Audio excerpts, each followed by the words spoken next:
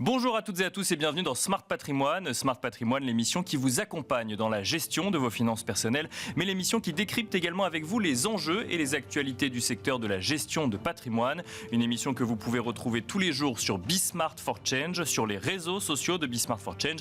Et bien sûr, vous pouvez nous écouter en podcast sur toutes les plateformes de podcast. Au sommaire de cette édition, nous commencerons tout d'abord avec l'écho des cryptos, le rendez-vous dédié aux crypto-monnaies ou aux crypto-actifs de Smart Patrimoine, où nous reviendrons sur le phénomène de tokenisation dans la finance traditionnelle, comment les technologies blockchain sont utilisées en finance traditionnelle. Ce sera la première partie de cette émission avec Salomé Tiblougalas qui nous expliquera donc cette évolution en matière de tokenisation. Salomé Tiblougalas qui est superviseur blockchain et crypto chez KPMG France. Nous enchaînerons ensuite avec Enjeu Patrimoine, un enjeu patrimoine consacré à l'assurance vie. L'assurance vie séduit toujours autant les Français. Comment expliquer cet engouement? Nous en parlerons avec deux experts du sujet. Hugo Bry, membre du COMEX de Generali France, mais aussi directeur épargne et gestion de patrimoine chez Generali France, mais aussi avec Marc Tempelman, cofondateur de Cashbee. Ce sera donc la deuxième partie de l'émission. Et puis enfin, nous finirons avec l'œil de l'expert, un œil de l'expert consacré à la volatilité sur les marchés financiers. Qu'est-ce que la volatilité sur les marchés financiers et comment se saisir du sujet? Nous en parlerons avec Régis Yankovici, fondateur et dirigeant de Luxavie. On se retrouve tout de suite sur le plateau de Smart Patrimoine. Comment la finance traditionnelle se saisit des technologies blockchain? C'est le sujet de cette interview où nous retrouvons Salomé Tiblougalas, superviseur blockchain et crypto chez KPMG France. Regardez tout de suite. Tout à fait. Donc, vous l'avez dit, on a une grosse reprise sur le marché des cryptoactifs qui est portée par deux grosses dynamiques. En effet, d'une part, il y a l'investissement et on va voir qu'en coulisses, il y a aussi l'infrastructure technologique qui est en train de redessiner petit à petit la finance et le paiement mondial. Sur l'investissement, rapidement, on a trois axes majeurs. On a un marché qui est complètement dominé par le Bitcoin qui fait 65% de la capitalisation. D'accord. Et à l'intérieur de ça, on a d'une part l'investissement des institutionnels. D'accord. Avec l'essor des ETF. Donc, pour rappel, les ETF, c'est des produits financiers traditionnels qui permettent notamment aux institutionnels d'investir de manière indirecte en crypto. Bien avec sûr. Des produits plus familiers. Et ça fonctionne bien. Et ça fonctionne très bien. Et la preuve en est que là, on a un gros regain sur le marché. On a eu un premier trimestre qui était assez calme. Et là, en témoigne l'IBIT, qui est l'ETF Bitcoin Spot de BlackRock, qui avait été le premier accepté par le régulateur et qui enregistre des entrées nettes positives depuis mi-avril. Et c'est peut-être un bon thermomètre des conditions macroéconomiques. On le voit, il y a une reprise des marchés financiers et ça se ressent peut-être encore plus sur les marchés crypto. Deuxième point sur l'investissement, rapidement, c'est les entreprises qui ont de plus en plus des stratégies d'accumulation de Bitcoin. C'est ce qu'on appelle les Bitcoin Treasury Company. On a en tête du mouvement Stratégie, anciennement MicroStrategy, avec Michael Saylor qui soutient depuis des années vraiment une politique d'achat régulier de Bitcoin.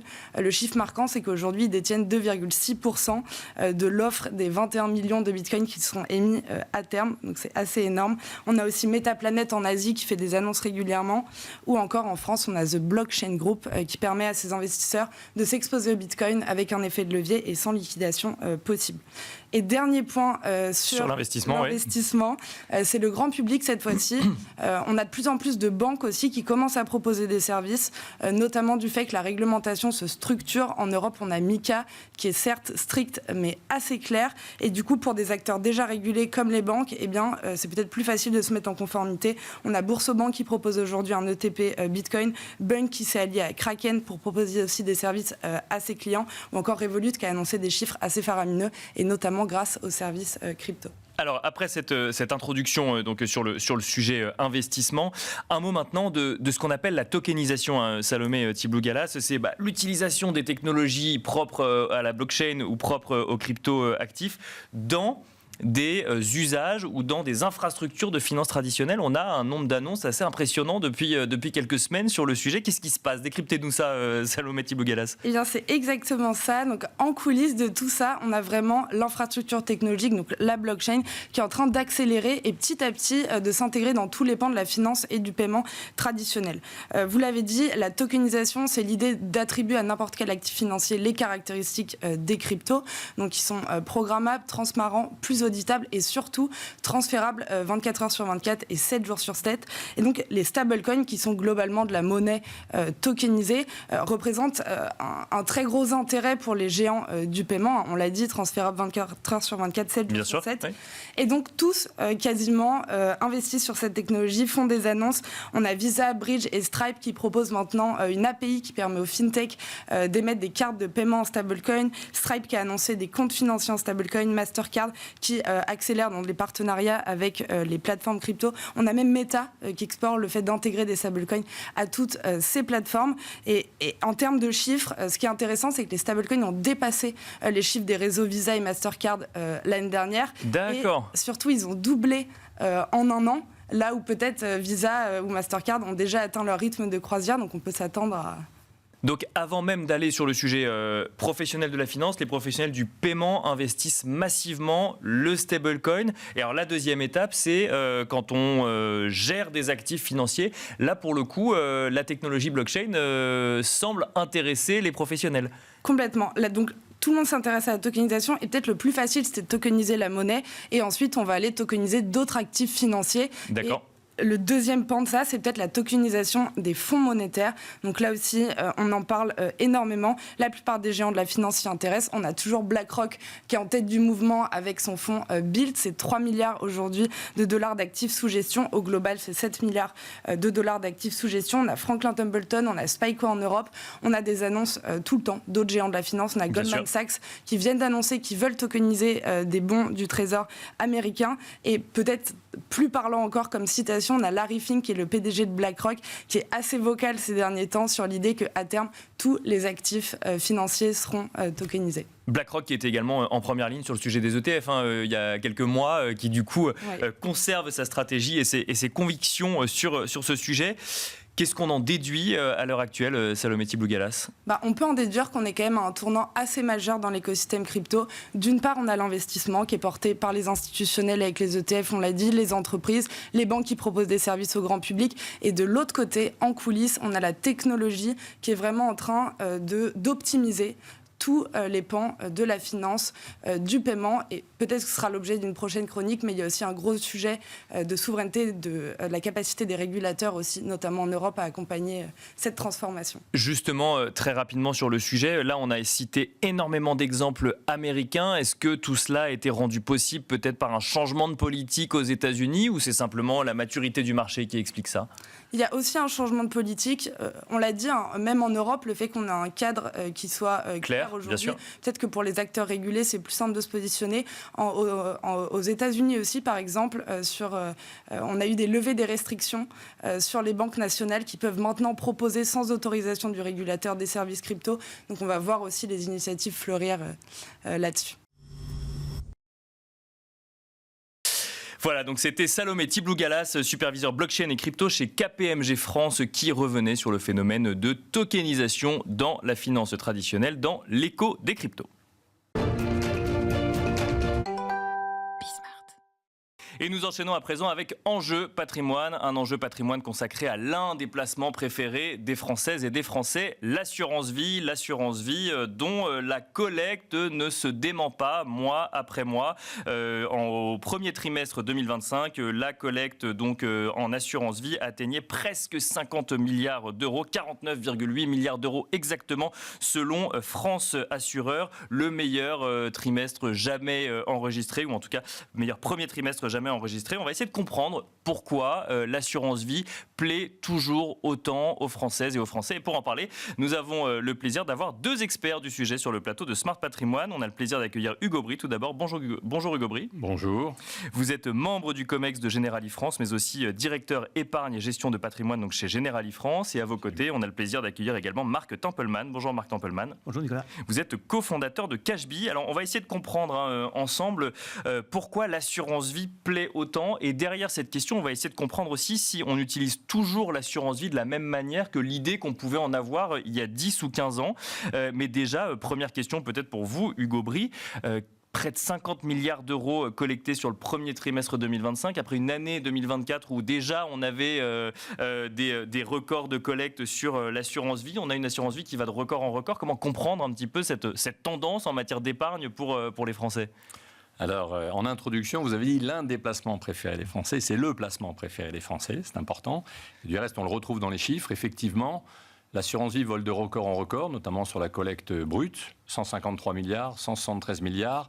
Depuis le début de l'année, on est à quasiment 50 milliards. Là, vous nous avez donné la collecte annuelle 2023, des années précédentes. 2024, et là, nous sommes en 2025. Une projection serait stupide, mais si jamais on projette à la fin de l'année sur le même rythme, on arrive à 200 milliards. Je pense qu'on sera plutôt entre 170 et 180 milliards.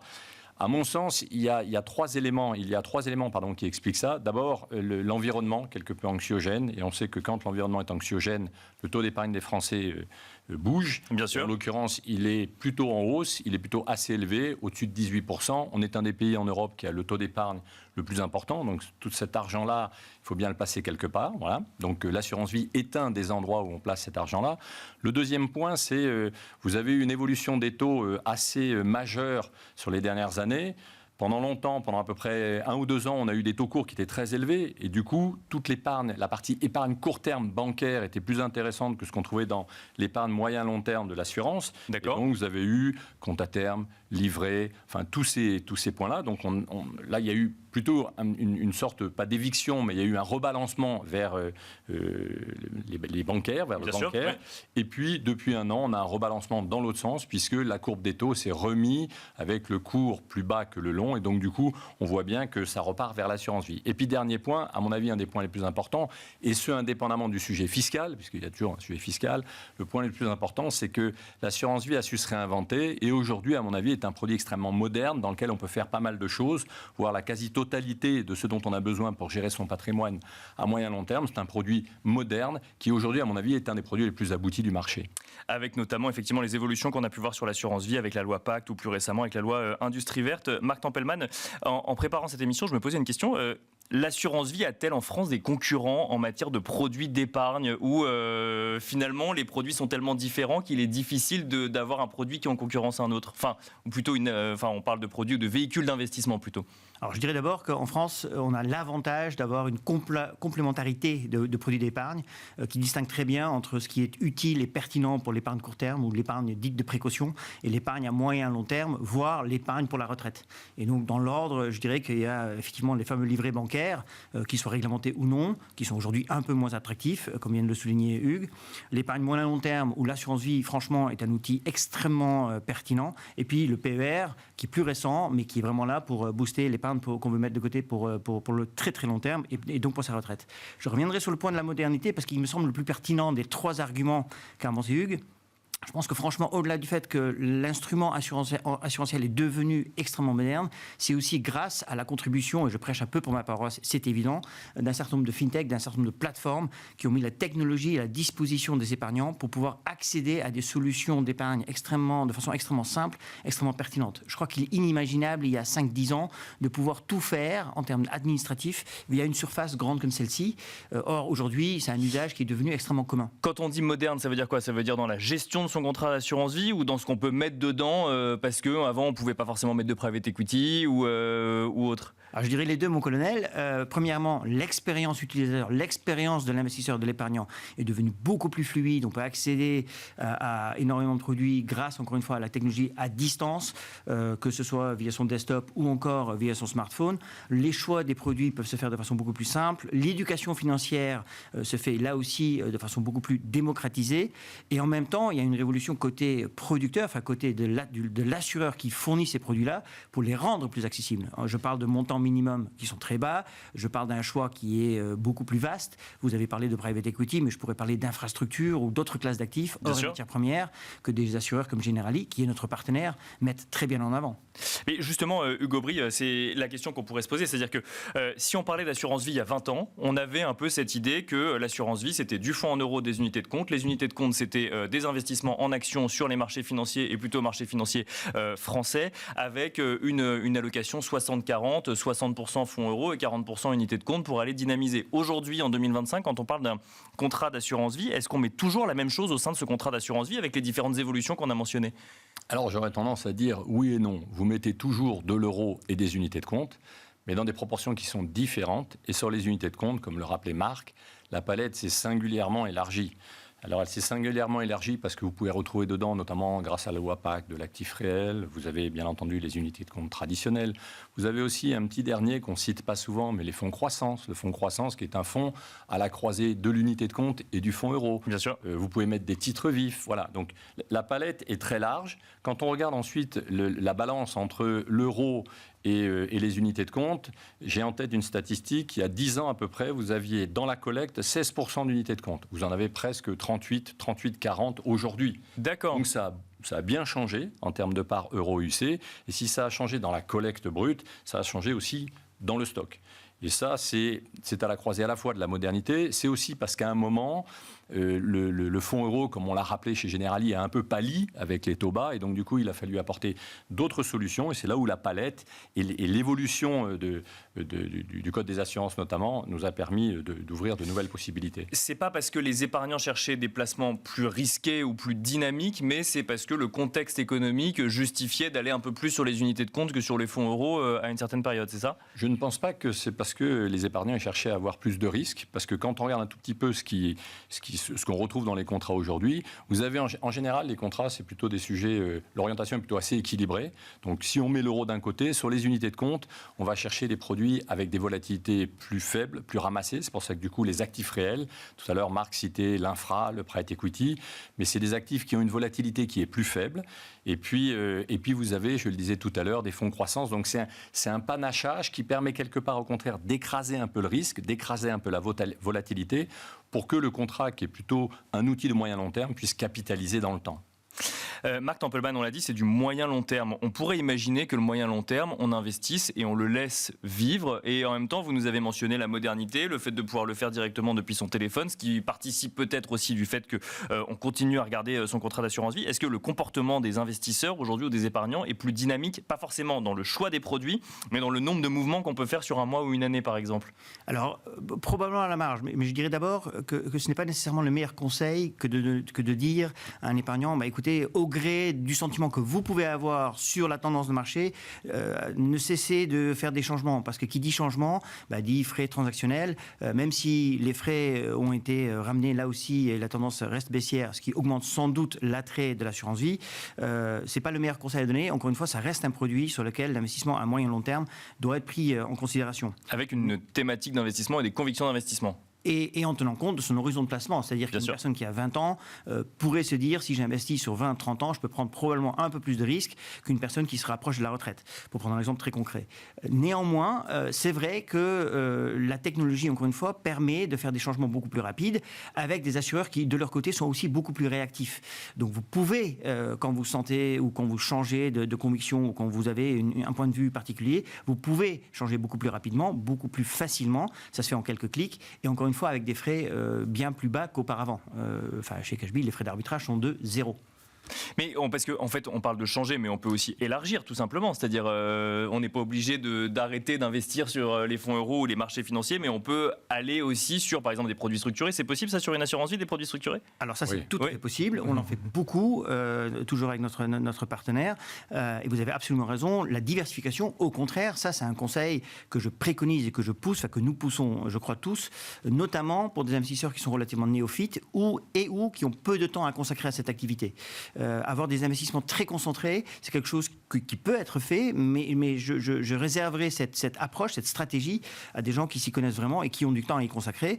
Pour la vaste majorité des épargnants, je conseille, et on continue de conseiller aux côtés de Generali, je pense, de bien diversifier son portefeuille, ce qui est dorénavant absolument possible. Hugo Bry, oui. C'est quasi une marotte, la diversification. D'abord, c'est évident. C'est une marotte parce qu'on la pousse, on la conseille, que ce soit à la fois nos partenaires, notamment Cashby et nous-mêmes chez Generali. Et la diversification ne se fait pas. Si jamais vous voulez avoir une idée un peu de diversification, vous regardez en gros la collecte qui a été faite en 2024. En 2024, on avait un peu moins de 50% en euros. Le reste se fait à peu près à 30% sur des unités de compte traditionnelles. Vous avez à peu près 10% sur des produits structurés, ce que vous évoquiez. D'accord. Et puis le reste, ce sont des actifs réels et puis du fonds croissance. Donc donc une large palette, une grande diversification. Et si je rebondis sur la problématique de dynamisme, à la fois Marc a parfaitement raison, c'est-à-dire qu'une allocation, elle doit se mesurer dans le temps. Et vous de même avez raison, parce que le fait d'avoir plus d'unités de compte à l'intérieur des contrats, chez l'assureur, rend la gestion plus dynamique. Et donc je reviens là-dessus aussi sur ce que disait Marc, avec des outils plus modernes, puisque quand on regarde un tout petit peu sur les 5-6 dernières années, en gros, on a doublé le nombre d'opérations. On faisait 1 million d'opérations, on en fait 2 aujourd'hui. C'est pas parce que les gens prennent plus de risques, mais c'est parce qu'il y a plus d'unités de compte dans les contrats. Dernière question très rapidement, je connais d'ailleurs votre avis Hugues, puisqu'on en parlait juste avant l'émission. On parle d'épargne moyen-long terme, est-ce que ça veut dire qu'il faut arbitrer entre assurance vie et PER, ou les deux ont leur carte à jouer quelque part dans l'épargne des Français? Rapidement Hugues Aubry et ensuite Marc Tempelman. Moi, je dirais qu'il faut les deux. C'est pas fromage ou dessert, c'est fromage et dessert. D'abord parce que les deux sont très complémentaires, vivent dans un environnement qui est le même, puisque les PER sont principalement des PER financiers. Et donc, du coup, l'univers que vous avez à l'intérieur des PER, vous le retrouvez dans l'assurance vie. Il y en a un qui vient financer du moyen long terme et l'autre des compléments revenus à la retraite. Marc Tempelman, même question. Évidemment, c'est complémentaire et c'est important d'avoir les deux. 2 remarques complémentaires peut-être. La première, c'est que les gens qui souscrivent à des PER sont de plus en plus jeunes. Ce n'est pas du tout un produit réservé à quelqu'un qui a 45 ans, plusieurs enfants et qui commence à penser à sa retraite. Non, non. Il y a beaucoup de clients chez nous qui, dès le début de leur vie professionnelle, pensent au PER. Donc 1. Et 2, plutôt que de dire PER contre assurance vie, moi je dirais, regardez bien votre contrat assurance vie. Est-ce que vous en êtes pleinement satisfait? Parce que les fonds euros des uns et des autres ne se ressemblent pas, les services proposés des uns et des autres ne se ressemblent pas, et entre assureurs, on peut faire une grande différence en changeant de son contrat d'assurance vie, ce qui, je sais, n'est pas très commun. Alors ça, pour le coup, c'est pas rentré dans les mœurs du tout. On est chez un assureur, on y reste. Écoutez, réfléchissez 2 fois parce qu'il y a des coûts à faire en changeant d'assureur. Et j'en connais un très bon. On en parlera plus. Venez chez Generali. Merci du coup Hugues Aubry, merci Marc Tempelman de nous avoir accompagnés dans Smart Patrimoine. Et quant à nous, on se retrouve à présent dans l'œil de l'expert. Et nous finissons donc cette émission avec l'œil de l'expert, un œil de l'expert consacré à la volatilité. Pour en parler, nous avons le plaisir de recevoir Régis Yankovici. Bonjour Régis Yankovici. Bonjour Nicolas. Vous êtes fondateur et dirigeant de Luxavie. On va se demander ensemble ce qu'est la volatilité avant d'essayer de comprendre comment l'investisseur peut interagir avec la volatilité. Concrètement, la volatilité, de quoi on parle? Exactement, parce qu'on en entend beaucoup parler, mais c'est bien de savoir ce qu'il y a derrière des mots. Alors, sur les marchés financiers, il y a 2 types de volatilité. Il y a la volatilité historique. C'est en fait celle dont on parle souvent parce qu'on regarde la propension d'un actif à évoluer autour de sa moyenne mobile. Par exemple, un ETF monétaire ne sera pas volatile, un ETF Nasdaq sera très, très volatile. Donc c'est la volatilité historique. Et puis il y a une autre notion qui est intéressante, qui est la volatilité implicite. Et qui est un baromètre très intéressant et que les journalistes appellent en général l'indice de la peur. C'est la volatilité attendue tiré des marchés des options du S&P 500 à 1 mois. Voilà, donc c'est le fameux VIX. D'accord. VIX, volatilité index. C'est l'indice qu'on regarde quand on veut mesurer la volatilité sur les marchés financiers. En fait, on regarde la volatilité implicite. Exactement. D'accord. Exactement, parce que l'avantage, c'est qu'elle est cotée en continu. Et d'ailleurs, il y a des marchés futurs extrêmement liquides sur ce VIX. Petit rappel historique, le VIX a été inventé au début des années 90 parce que les investisseurs avaient trouvé qu'en 1987, il leur manquait une mesure du risque. Et donc, le marché de Chicago a inventé le VIX. À quoi ça sert du coup le VIX au quotidien pour des investisseurs? Alors, à plusieurs choses. Première chose, mesurer donc le risque des marchés. Oui. On va dire que lorsqu'il est entre 10 et 20, on est dans une phase un peu normalisée. Entre 20 et 30 ou 35, ça commence un peu à frémir, à s'agiter. Au-dessus de 35, c'est une période de crise comme en 2008 où le Covid, on est monté à 90. Ce qui est intéressant à travers cet indice, c'est que c'est pas comme un indice action ou obligataire qui peut monter ad vitam aeternam. C'est un indice qui naturellement est borné. D'accord. C'est-à-dire que les plus bas, c'est autour de 12 et les plus hauts, je vous l'ai dit, autour de 90. Donc à partir de là, on peut mesurer cette peur et on peut en tirer quelque part des signaux d'achat lorsque le risque est à son maximum ou à la limite, mais c'est un peu plus compliqué à faire, de vente lorsque tout le monde est déjà acheteur. Alors, je ne résiste pas à vous poser la question, Régis Jancovici, puisque vous suivez de très près tout ce qui est gestion avec ETF ou autres, qui notamment permettent d'investir sur des indices. Quand on parle d'indices, on peut parler de paniers actions, d'indices mondiaux. Quand on parle d'indices de la peur, est-ce qu'on peut investir, ou en tout cas investir sur un produit qui a comme sous-jacent le VIX, par exemple? Alors, oui, avec une attention extrême. C'est-à-dire qu'on est sur des niveaux de risque qui est encore plus important qu'un ETF à levier. D'accord, ok. D'ailleurs, je ne suis même pas certain qu'il existe des produits autorisés à la commercialisation en France. Donc, il y en a aux États-Unis, mais en France, non. Mais comme on est sur un débat large, oui, aux États-unis, ça existe. Avec le risque essentiel, c'est que le VIX n'est pas un actif. C'est un marché des futurs, donc c'est un produit dérivé derrière l'enveloppe ETF. D'accord. Et ce marché des futurs, il est ce qu'on appelle 90% du temps en contango. C'est-à-dire que la maturité la plus proche est toujours très inférieure, ou très souvent très inférieure, à la maturité suivante. D'accord. L'effet sur l'ETF, c'est un effet de temps défavorable. Quand vous achetez ça, le temps est votre ennemi. D'accord. Ennemi juré. Faut le garder très peu de temps, sinon vous êtes sûr. Regardez n'importe quel VIX, quel ETF long VIX, c'est une catastrophe. En revanche, une manière intéressante de s'en servir, c'est d'acheter des ETF qui sont short VIX. Parce que ce que perd l'investisseur long, celui qui est short gagne. Là encore, avec une extrême attention. Là, on parle de gens effectivement qui sont suffisamment aguerris sur le marché financier. Oui, parce que, vous l'avez dit, c'est très très très risqué. Mais donc on peut même investir sur l'indice de la peur sur les marchés financiers. Exactement. D'accord, enfin pas directement sur l'indice, mais avec l'indice des de la peur. ETF ou des futurs pour ceux qui ont accès aux futurs. Donc on peut... Merci beaucoup Régis Jancovici, j'apprends quelque chose. Merci Régis Jancovici de nous avoir accompagnés donc, dans Smart Patrimoine. Vous êtes fondateur et dirigeant de Luxavie et quant à nous on se retrouve très vite sur Be Smart for Change.